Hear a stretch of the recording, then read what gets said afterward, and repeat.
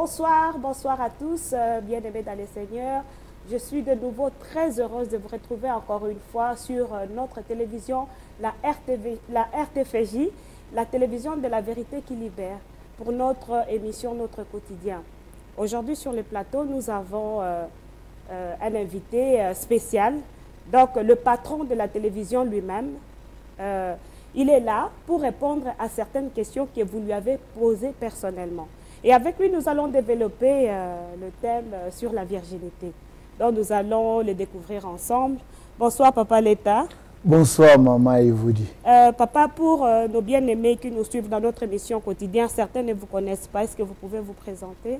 Oui, merci beaucoup. Merci parce que tu as accepté de m'inviter dans votre émission, notre quotidien. Merci. Merci aussi. Merci à nos publics qui ont l'habitude de nous suivre. Merci et j'aimerais bien aujourd'hui, veuillez m'excuser nos invités, je vais essayer un peu de parler lingala français parce que je n'ai pas beaucoup de maîtrise de français, souvent je suis néerlandophone. Ah, okay. Je suis néerlandophone et je suis souvent avec des problèmes avec le français. Je suis le frère Leta de la RTFJ, sentinelle, et directeur, et DG aussi comme les Congolais, Dio comme tout le monde dit aussi, donc c'est ça. Papa, nos bien-aimés ont posé des questions concernant la virginité. Ils ont demandé pourquoi aujourd'hui l'Église, les parents et les écoles ne parlent plus de la virginité. Oh, merci beaucoup, maman, pour votre question.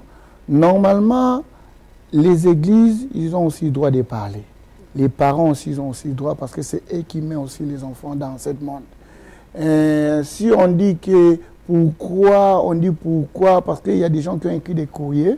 Si on dit pourquoi, moi je dis... Parfois, les gens ils sont racontés avec des habits. C'est ça qui demande ça. Mais normalement, il faut qu'on enseigne nos enfants, ou bien des pasteurs, ou des frères, ou des sœurs, ou des évangélistes, des docteurs, des apôtres. Il faut qu'ils enseignent l'importance de la virginité. Parce que tu sais, si tu perds ta virginité, donc tu perds beaucoup de choses. Okay. Beaucoup de choses. Quand je dis beaucoup de choses, pourquoi? Moi, je sais, je donne souvent les exemples de moi-même.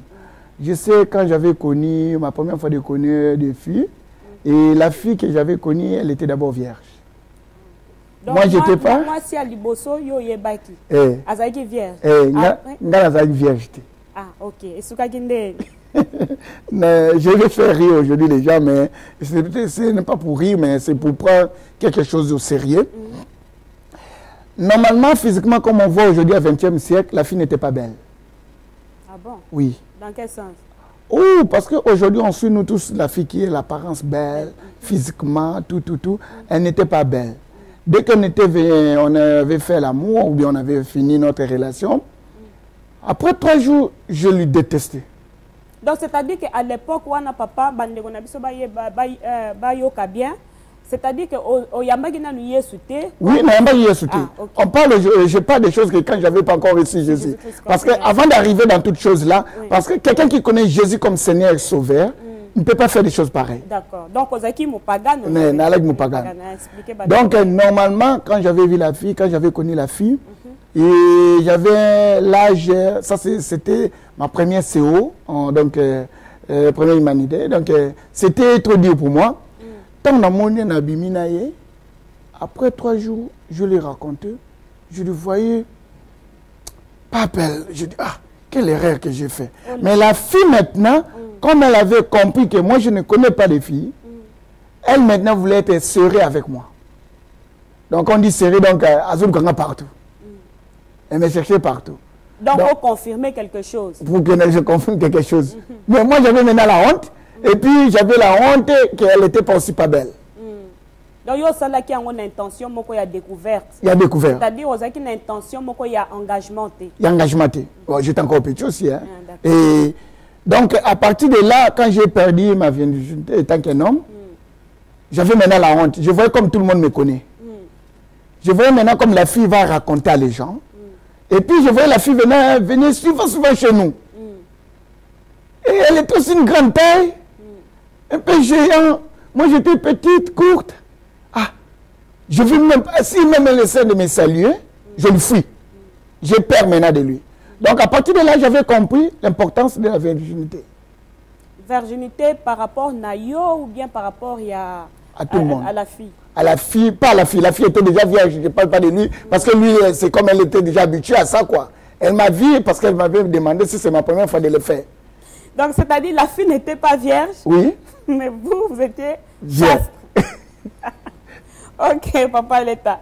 Donc, comme nos bien-aimés ont posé la question, ils cherchaient à savoir pourquoi l'église n'a pas parents et puis n'a pas école, bazolo belayangote. Donc, nabanzi bandeko, papa a fait si précision, le biais ma bête, église et le la virginité. Papa, tout le monde a aujourd'hui, les lots, et comme il dit soni moroboye, jeune fille, abat la vierge. Ce qu'elle s'est retrouvée à sa vierge, liboso mobali, c'est comme une honte. Azomi mon andeti, aza reculé. Oui, je comprends, maman, nazo comprendre. Nazo comprendre maintenant au lingana le baboy. Le bas a mis habité. To azala qui enseigne te. Ceux qui ont enseigné, bilo comme ça tozo otike la église kangam. Bilo mingi fait bandagi pas ba parents. Amen. Église, to comme même l'église charge nios. Mais écoutez église pas dans ba rôle musu peut faire la limiter. Il faut nan biso moko to utaka nangona ndako. Maman, papa pas un droit pour contrôler moi na bango. Surtout ce que moi na moi si. Maman a un droit. Na wem sabatu o bazolanda biso lelo. Nous on avait une tante. Elle est morte. Abande ko contrôler la sœur na biso tout bien. Na on peut savoir le système ko abande ko sala boto bande ko mona te meto yo ka so ba ko dans na chambre ko mona mi ba maki. Pour na contrôler bango na sa makolo na bango. Ko yebisa bango ke soko zali vierge te ananda ko yo ozana place te. Tozana posé à la vierge parce que biso to sala berrer et tant que ma maman na bino ta le ndenge to serré trouva. Parce que il faut y bango bien. Fi o azolanda biso to parents azolanda biso mwana mwasi ce qui vraiment akutani babalié aza vierge te ezala ke sengote. Ezalaka esengote ngeza mabe ndenge nini mobali wana lingi ye ayoka bilengi to abanda nzela wana mutaliboso ye moko parce que la plupart ba fille belé o baza dévierge ba koma na soni même akolakisa mibali na bango ba dévierge bango parce que ba mibali ngo bazalaka vraiment dimension ya mutu oyo yo kana kité ezalaka soni pona nini. Tu sais à l'époque il y avait un ami qui sortait avec une fille. La fille était trop belle. La fille était, son apparence belle, tout, elle avait, ses parents aussi avaient des moyens. Mais les gars c'était une famille moyenne seulement normale. Les gars, un jour, lui-même, il a eu l'idée, ou bien il a eu une pensée à demander à la fille, non, il y a des véjailles. Ok, mouta de véjailles, la fille, on a comme liboma. Donc, en tant que mobali, c'est important pour la vie à moi si. À tenir compte na moto azo de vierge. Obligé. Et ça très important. Et ça très important. Expliquer très important. Papa ndenge nini ngana bandeko bazolanda biso to comprendre important na ndenge nini. Et ça très important parce que mutu oya ko de vierge yo. Mutu wana mutazana ba clé ya makambo nyonso. Amen. Ye mutaye bio. Oyebi lelo ba koma ko loba na munoko to na lingala courant to na français courant. Et c'est très l'ennemi le plus dangereux, c'est l'homme qui connaît l'iniquité de ta femme. L'ennemi le plus dangereux, c'est l'homme qui connaît l'iniquité de ta femme. Surtout si vous êtes marié, vous avez l'ennemi de ta femme. Donc, il y a un ennemi très dangereux. Donc, moi, si vous voyez que vous avez des VG, et puis vous avez un engagement, vous avez un clé. Parce que moi, si on a le mouton à DVG à Tikayo, moi, si on a commis ministre, a commis président, a commis directeur à banque, a commis DG à TV la foi en Jésus. Makanisinaï. Et aux ongara. Il y a un homme qui a dit que fakate. Pourtant, on a dit que on a dit que il y a une clé. Ayebi buzobane ya wana moni na bifo mwasi ayeba nani oyo bakobanda na likambo wana relation. Mais à cause na clé nae par exemple ceux qui spirituellement a brisé qui angote papa na. Là maintenant tu parles étant que chrétien. Na ozonga na lisolo mo pesa na Bible. Moi na Jacob Mogo. Avant que to koma wana église peut ko enseigner peut jeune sœur valeur il y a virginité. Église ça na droit il faut enseigner ngo ezate kaka to limita kana ba makamsu. Mais par contre tozomona que église les loyo ezali ko enseigner plus impudicité en gros. Maintenant où est la source si il y a impudicité ba enseigner kango te. Ah oui, peut-être ça derrière mon grave, les loso ba sen nzambo ba senya ka biloko wana, to ba mama ba senya ka biloko wana to ye ko pesa bango fotité. To yende ko linga to lakisa bango pour eza ba courrier.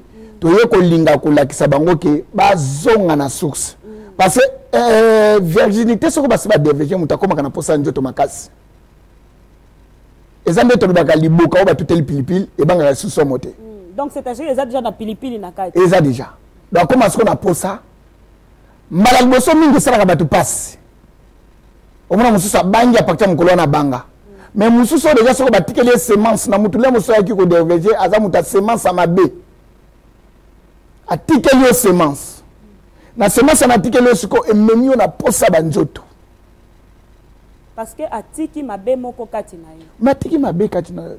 Soka aza impudique. Il va laisser aussi l'impudicité là-bas. Parce que ça muta liboso to ya mona njoto. A banga te bato ba déverger ka bato ba banga kate. Surtout aujourd'hui, sans de jouer beaucoup de rôles chez les enfants de Bandibou. Les jeunes garçons de Bandibou veulent déverger nos filles noires. Mais babate là-bas, ya bango. Babate là bango. Pour garder pour eux. Ouais, n'a pas vraiment important, bah jeune. Oui, bah jeune fille na biso. Les jeunes garçons de Bandibou là, bah flataka bango na babiloko moko, na yebité et ndengemi ba tombaka direct na ma kolo na bango. Yango lelonga na yeko kebisa. Biso tozalaka na occasion on a te passé par la rencontre sacré. Jeune fille à Mundibu, à quoi préférer ça les nyonso, mais il faut bomba virginité na. Oh banana biso bazana ngote. On comprend. Donc si le problème est nini, église il faut enseigner kabiloko wana, même pasteur ayo kango tabouté. Problème est bomba na biso ba pasteur mususu. Ba pasteur mususu ba yo kabiloko bongo tabo to kopesa maman boya cadre bango. Mais maman mususu ka sa yebi ba faiblesse ba fi wana. Yé pas ko tira bango ba posa bitabit. Soko za muté mama la muté. Quand on dit posa bitabit donc ka ko tira mon ba piège. Ba piège na ndenge nini. Na ndenge nini, ayebi que la sœur est vierge, l'autre est vierge, l'autre est vierge, ale yé sikoyo, yé moko mutu. Po oyebi bana basi mususu maman mususu ba ko mité mama be. Maman mususu ba ko mité mama be on ba ko ba lesbienne. Et puis ça va ça lesbienne va ça toujours pas ba jeune ba ko ça pas ba ninga âge na bango te. Donc on peut retrouver ma maman pe na quand tu as l'église ba ça lesbianisme. Oh mais oyebi tos informé te maman évolue. J'ai beaucoup de courriers que parce que je ne fais plus des émissions. J'ai beaucoup de courriers des cas. Si je te dis des cas parfois on m'harcèle même. Papa, pourquoi tu ne fais pas les choses que je t'avais dit? Hein, papa, j'ai des épreuves à l'appui. J'ai dit, maman, ici, là, on ne parle pas de ça. Ou bien, papa, on ne parle pas de ça. Biso bana biso. Il faut, tango bazo y en église, il faut qu'on enseigne à kabango biloko wana. Koti, koyo kabango sonite moussa nanzambe. Exactement moussa nanzambe, parce que une fois, j'avais vu une interview d'un homme de Dieu, une prédication, qui prêchait beaucoup de choses, même pour les femmes. Mais je pasteur Soupou, mais je connais le pasteur là. C'est un pasteur d'église Mangembo en Angleterre. C'est un bon prédicateur. Pour battre, il y a une version. Si il y a une version, il y a une version.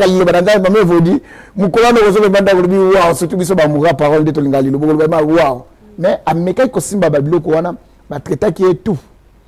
Le problème est que makambo les passe, on refuse de parler ça à haute voix. Mais les autres passe c'était n'était le bango à haute voix. Mais entre-temps, les autres perdent des bananes biso. Les autres perdent des bassins na biso. Impudicité en gros, mais les autres ba ça ba cible na ngote. On te pona bimaka na basi ya bato. Pona bimaka be, mais bango misalo asala kana kuku. Na repose exemple moko oyebi soko perd de virginité na maman. C'est la honte et puis passe surtout sur les gens comme Ibal on va prendre en haut que mutu boy a développé ser na biso pe assumer mais c'est grave. Mais c'est vrai qu'à l'époque papa tant que tozoko la paix hein tozako mona que même baya na biso mibali bazaki strict na biso même ba parents mais c'est ça ba valeur et comme pe perdu. Et que perdu parce que bazoti qui la bangote na vis-à-vis à mboka autokomi. Na mboka autokomi à toi salisser non répondre. Tu sais même ici en Belgique il y a une sœur qui a poignardé ton frère pour lui faire des reproches avec les gars que la sœur sortait. Abîmer les gars que tu sors avec lui, c'est même pas un bon gars. Moi je raconte les gars là dans des milieux terribles. Les gars là il a des femmes, il a des comme ça. Il faut laisser chercher ton gars. Jalousie, excès de lui raconter ça même devant les parents comme ça. Un jour, le frère était assis à l'escalier de la maison. La sœur est venue avec le couteau pour pardonner sa sœur. Et son frère, il a pardonné plus de 5 blessures comme ça, graves même. Les gars étaient morts sur place. Hémorragie sur place. Tu vois? Parce que ici, tu as la réalité. Ce que Salim ne connaît reproche, ne connaît pas mon. Mais normalement, ça va rôle, il faut tout ça là, on te l'embâter. Ce que tu as perdre la valeur na biso. C'est-à-dire que les parents na kati ya likambo papa ndenge ozoloba parce que ezosala nga somo esalinga na posa kolela parce que c'est grave. Donc les parents baza batumoko baza vraiment cause ya ba problème ya makambo. Oui, mais parents faut la mela mona nata ko sukola kanina na douche ti atana l'âge à 15 ans. Ici en Europe, surtout les filles d'Europe ici là, balinga na mope maïté, on sait, ils n'aiment pas se laver. Okoki ko edaka yeta mu yozo kotele ko tindika ndo ke no sukola na pour profiter ko sala makambo to pour ko vérifier. Pour vérifier. Parce que c'est un attouchement sexuel. Non, le problème qui est là, il faut qu'on ait la stratégie de Niarousalango. Tout ça vient dans l'éducation. Tout ça vient dans l'éducation. Moi, j'ai une fille qui a l'âge de 12 ans. Ma femme essaie un peu de jouer rôle, que même moi-même j'aime ça, avec beaucoup de simplicité, avec beaucoup de sagesse, avec beaucoup d'intelligence. Notre problème, surtout dans notre communauté, on n'aime pas demander, toi tu fais comment? On essaie de faire nous-mêmes avec notre force. Essayer de se renseigner comment ça se passe. Parce qu'à l'école, on enseigne nos enfants des autres choses. Regardez même aujourd'hui, dans des arrêts de métro, de tram, tu vas voir même les enfants de 14 ans, 15 ans. Mais comment ça là? Eh, vous savez faire tout pendant la ajoute. Donc, personne n'a rappelé à moi que c'est ce quatre nanga. Donc, je vais te dire, les parents ont un rôle il y a contrôler. Il y a contrôler, surtout bana biso ya basse. Ce qui t'est maman, tu as un futur trop dégâts. Parce que, au lieu de maman, on se voit au rapport. Abali sœur, Abali mon sœur a 24 ans. Frère Azali mon sœur a 29 ans ou 30 ans. Mais bakel ndaku, sœur azo sala makambu ya bata 50 ans, ya 40 ans. Donc on a linga kananga ngo mingi, on mwana mwasa age na bingana linga kananga ngo mingi. Donc à côté na libala yebi déjà mingi. Alobi pema azo, je précise bien. Ngana linga kananga ngo mingi. On a fait un mokima. C'est-à-dire assez à sala yango. Donc il faut vraiment sala kapango. Vous comprenez? Donc c'est déjà dégâts. Mais mutu ya banda ki na nongote, soka ko kuta na mutu ko la kisaye, akombanda ko ye ko la dimension parce que mubala za chef. Mubala za mukonji. Mubala nde mutu fa la kisaka mutu na mutu ba étape. Donc mon bal il faut là qui ça moi si étape na linga kaboye soko simbinga boye soko salinga boye ezate que moi si ça danger c'est très dangereux et on même maman bazana un rôle belé na yiki ba maman belé ba otana ndako lelo ba osilika bolimbisanga bozana ba rôle belé ya ko jouer parce que ceux qui bo ratango yango na omona bana na otu bazongela ko na mabala yo bo femme na sasa na problème baza pena makamuso on ba bombela ko bakenda kusala kuna na mabala. Amen. Ah baza pena makamuso so ba bakenda kuna mutu pa kenda ko na comme surprise en limite que ça yo donc mobali pa ko za no keba na keba yango na bamba muso kuna zuwe mati pour aiba biloko yo sala mais so zu mutu sala les danger ça danger public. Batela kimia bala kisayo yango moni soko mutakuta ki vierge okobanda na beta peko oyebi bana basi mingi elaka passe pona babo ya mutu a DVG wana le musuba musuba yebi angote ezalaka passe mais bayaka ko boya mutu wana via makambu mususu ke l'équipe ya mabebele ezalaka passe pour moi ça vraiment mutu so de yona pe moi ça tingamaka akangami yo et puis à se soumettre na yo pe à se soumettre na yo bon si ko calculer o azane virginité ah ça la calme kola pambola biso. En tout cas, bien aimé dans le Seigneur, c'est Papa l'État, le président de la RTFJ. En tout cas, Papa Abissona Sepeli Makasi. Yebisa Bissona nous Papa Lisusu. Dernier mot na yo na makamunyo surtout. Yo kolobela église nini, pe ba parents nini. Oui, église, il faut qu'on organise ba biloko ba réunion ba jeunes, mais si vous organisez, il faut pas botika jeunes mutalo bana bango. Tant qu'on a réunion des jeunes, les jeunes vont parler, mais les jeunes n'ont pas le bon moment comme nous. Le bon moment comme nous, les jeunes n'ont pas d'expérience. Ce qu'on a dit gangster, c'est une autre chose. Les jeunes sont des gangsters, on a des gangsters. Mais il faut qu'on soit moutou, on a mature, on a les canabes étapes nyos, on a le bel makambu nyos, on a yebi ma vie presque nyos. Allah qui sabango ba étape na ba étape na ba étape. Oui, mais moi, si je suis vierge, je vais cher. Je vais cher. Donc, on a bien l'oignon. Oh, mais obligé. Le monde a dit que tu es en Occident, tu as une réalité dans le monde. Mais c'est cher. Mais je pense que même à tes papa l'épée, moi, si à vierge, ils appellent gloire. Oui. Quand on a le coup, c'est bon. Mais moi, si je suis vierge, na maman a tout un tol. Il y a un monde qui a fait la fête. On a parlé que oui, il y a un petit peu de moi ça gang. On a bandit que vous savez salami. Allez mubala bimina makila. Ala kisi. Que na longue tumba. Amen. On comprend. Yo siko bazane loko balonge tumba te. O ka to kine ka nuit de noces. La nuit de noces ko nyoko la mbala batu kuna.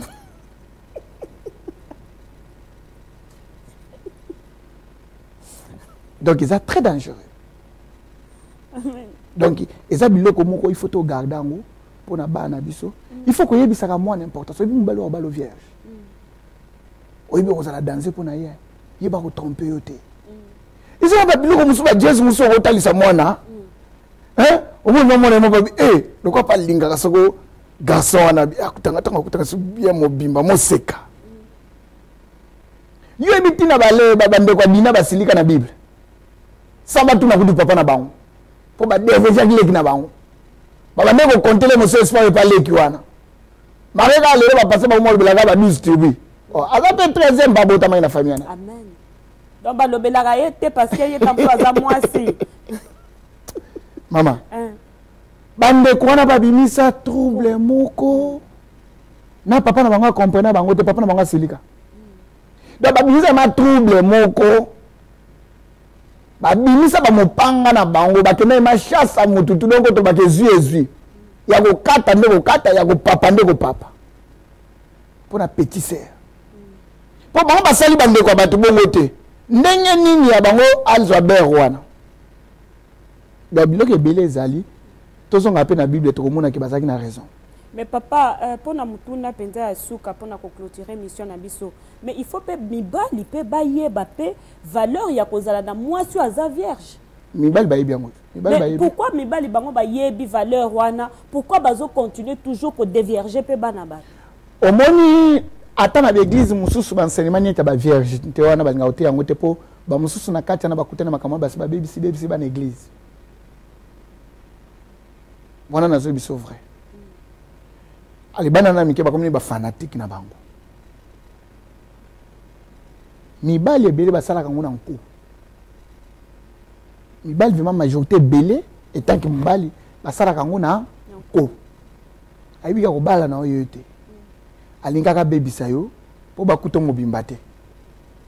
Oyi ba garçon musu baza ba expert ya ko déviger ba fille. Wana baza animé na esprit mabe alors. Mais c'est ça. Pour au moins tabonga zo banga suma kilate. Ça déjà procédé. Donc mibali ebele pe il faut ko yebisaka bango tango sala ka boye tala malédiction za boye. Et puis mibali ngo tout wana au moins pe majorité babala bango ba vierge. babala basa ba vierge te omona mwana muke tata ba mbali mususu na ko pesa exemple moko eza trop bête tata mbali mususu omona yo okuti mwasi na bana mwasi na baza vierge mais ozo luka tu obima na bango pono vierge bango pensez ni eza kati na yo molimo ni nezo tambola kati na yo esprit ni nezo animé yo. Dernièrement, j'ai vu une image à Facebook, en réalité, ce n'est pas un montage, parce que tout le monde a une image, montage, papa qui a grossi sa fille. Engrossé sa fille. Oui. Moi, je suis zémi. Moi, je suis beaucoup. Batamangala. Moussou, papa, bafandi na mwasi wana 11 ans d'akumoko. Azo négocier avec monsieur na mwana obuye mo anda futi la Minerval. Moi na koki pression ya papa wana te azaki obligé ko yebisa mama abi senga ye rendez-vous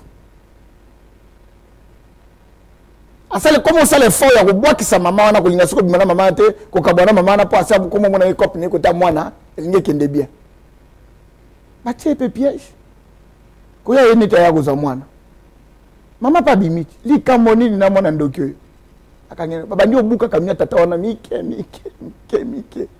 on est spinning au tabou tata mukolo et papa on est arabation occulte te wana non pourquoi bolinga kolbaka biloko tout science occulte mususu ezali milimo place ya uta parce que basi tout ndongo mona kana mukili baza basi babima na bango te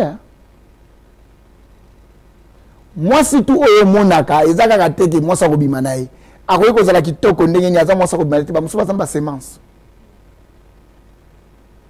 Nous on connaît les autres filles. Ce qu'on met au côté pas, on a eu une pas m'balé koufi. Si quoi au mutabongo, aboma déjà pas tout combien? Mazo tambola épée sika. Tala mutu kakao. Atondi ba semence na tout. Et belé grave. Si quoi yo kutana na mutabongo. Les mosu yé mutadeveza ka ya baby sakaye. Donc mutango pe parce que oyebi na kati ba bolingo tout ba tout temps ba sala bolingo ba lobaka. Allez, yo pe sikoyo oyo kotiana le omuna mulimo ne komotina kaka il faut landaka mona mukyo DVG. C'est une semence. Ya wana loko ezali makasi na biso batu oyo suto to yebi nzambe. Na bo ba yebi nzambe te. Tozo atan ya ko enseigne ka bana na biso. Ya ko yebisa ka bango be convenant. Ya ko talisa ka bango ba age mibali na bango.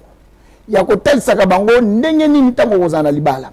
Et puis ça mobala couture aux vierge. Oui mais baso couture vierge binde ya ka babutu na fête wana fête ba maye ba ke batiki biso. Oui ça mobala couture vierge kuno ba quelle émotion.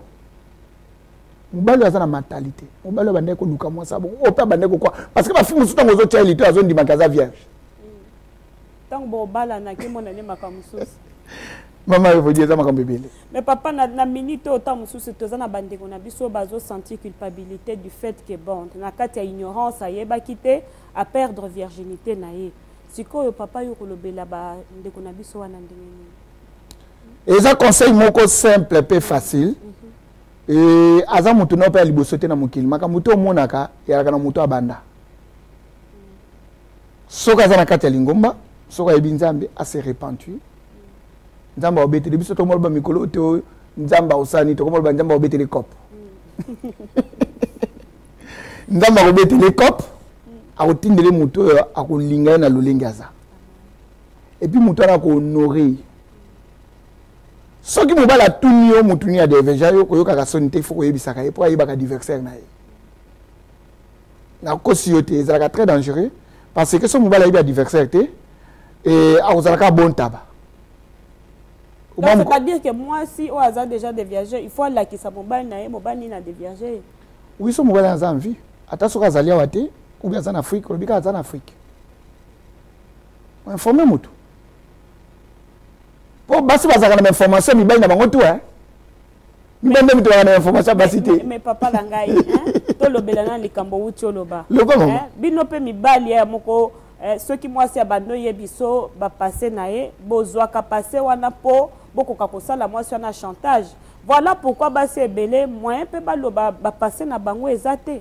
Non, wana ba mibalo mitu zo salate. Ah papa wana za délicat. Non, wana ba mibalo mitu zo salate et ngana za na ndengi na ngana zo makambo. Wana yo papa. Non, mais quand on a ba mibalo mitu zo salate. Parce que mon soko moi, o monde basi wazaraka ndengo za na mwasi. Nende ko nango zo landa biso za mwasi. Mutako sa ote soki moi sa fungoli mutema yebisi yo vérité. Maman, il faut se péla. Moi ça fungola mutema pa pambate. Moi ça fungola mutema pa pambate.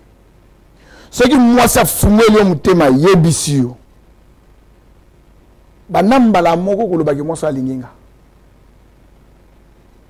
Donc banda ko longola ba makambo ba ba je t'aime na bino wana po ko malelo mono lingi mutu teka ba je t'aime chou chérie mais na mutema za na ngoma makambo ba chérie wana te. Lukutana luku. Donc banda ko lobake moi si oyo alinginga. Pour moi c'est soka fungoli mutema na ye mutako sayote. Moi ça za sandu ko ba problème. Moi c'est soka fungoli mutema na ye alakisi yo boy, alobeli yo boy. Et puis il faut kebaka. Moi si à chaque fois soka zo banona mutu wana keba na ye. Keba pe mutu na za dangereux. Moi si le ma o vraiment vandi na ye. O bo sale ba ne soka zo biso mutu na za suspect. Kokota ka dutute. Ko ba to pona linga ka camarade ngate po ba mba poto mikolo ko maga linga ka camarade. Mais linga ba camarade ngate. Je ka derrière, maga ma ve informé eza bongo. Et puis pe eza kana biso passe bibal pona ko pesa moi c'est raison. Wala mba mota contre dinga bolimbisanga leo na yo simba maga na minote to simba makamususu.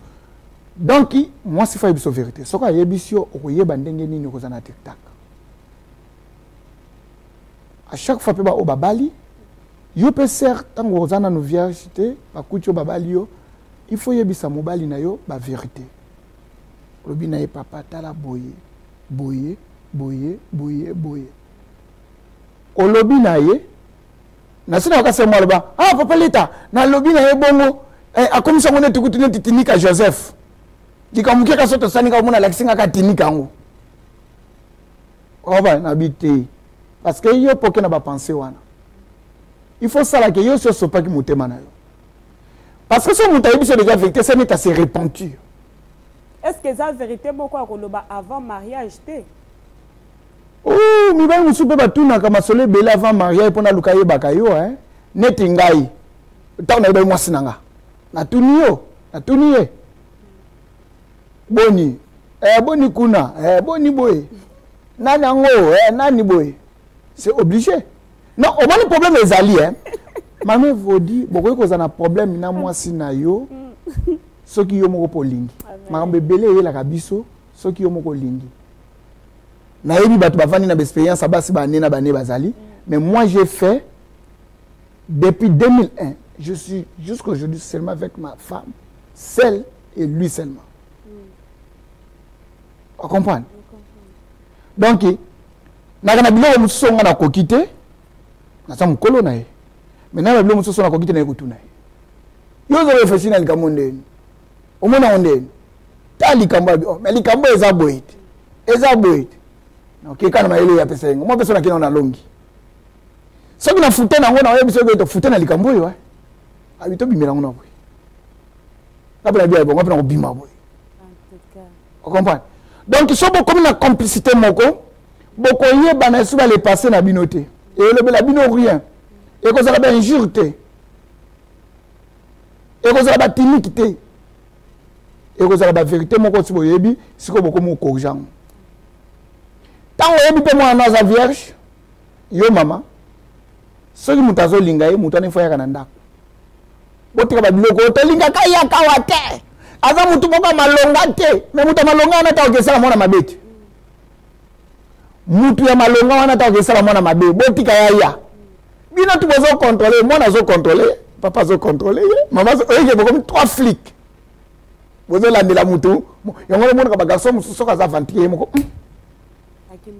akimi précieuse ana ndako ba mbako libanda te ba mbako na ndako oye pe ko luka mosi na za to ka mama zelisio ye oye ko luka fiancé no so copain na yo ozate me bazelisio ye oye mo banga bando banga ezaneti mwasi akangi na mubali akangi mwasi akangi na mwasi yo mubali mais moi ça le binelo comme auto et que mi kwana ntako lia biloko nozo bang ozo lia atozo kuma mutu ko zo nganda ko zo lenga kaka po bakanyi tala ndamba limbisa biso donc conseil za moko ba mama ba contrôler bana bango moko na liboso avant église to kenda ko za ba enseignement makambo to raté na ndako église ya rende ko sunga biso et puis na liloba nzambe pona e préparer biso to mona nkolo na biso mais église vraiment ba charge ya makasi te ezala te yo lokwa mama oza charger na kati église occupaka sur bana te lokwa oza soki protocole lokwa soki oza pe nani yango soki pe mama mokambi na église occupa bana to bio pasteur kaka mutako bongisela nga bana baya ka église pasteur à côté ya ba non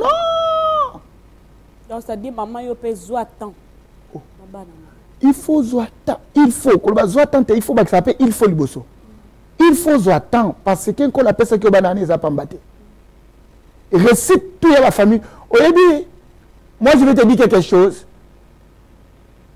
maman nangai nana loba nanga za fier nanga te mais mon collègue il nanga za fier nanga ngam ko na lobi na mandefu bu ya za fier nanga na tambola na ngo journée mobima na bino makamna comment ça peut sa maman vous comprenez donc maman il faut za la fier ya mwana oza la fier ya mwana na nanya tobola mwana nde bayanke balobaka ndenge banoko balobaka nani yango akomisa mwana boye maman oyebite ils ont déjà très dangereux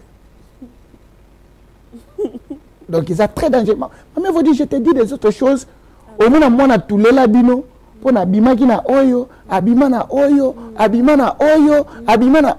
jamais mutu moko mona ke ya sika. Mais papa ngana moni pe ba sœur ya modèle wana est-ce que par hasard bango te pe ba yaka pe na ba église ko quoi ça peut ba sali nzambe o yepe na semence gauche doit to lobela pe hein ça sujet mon ko bon ça entre parenthèses o tu pe ba semence gauche droite o yeti nango na kati église yango te pe ta mususu mute sala ka que non moni mo sala nzambe ko ça mi pe na impudicité. Oui. Puisque lobby que ceux qui peuvent dévierger, bah cause après bah tirer les semences à ma benakati. Oui, bien sûr, mais il faut bango musena nzambe, il faut zala vrai musale.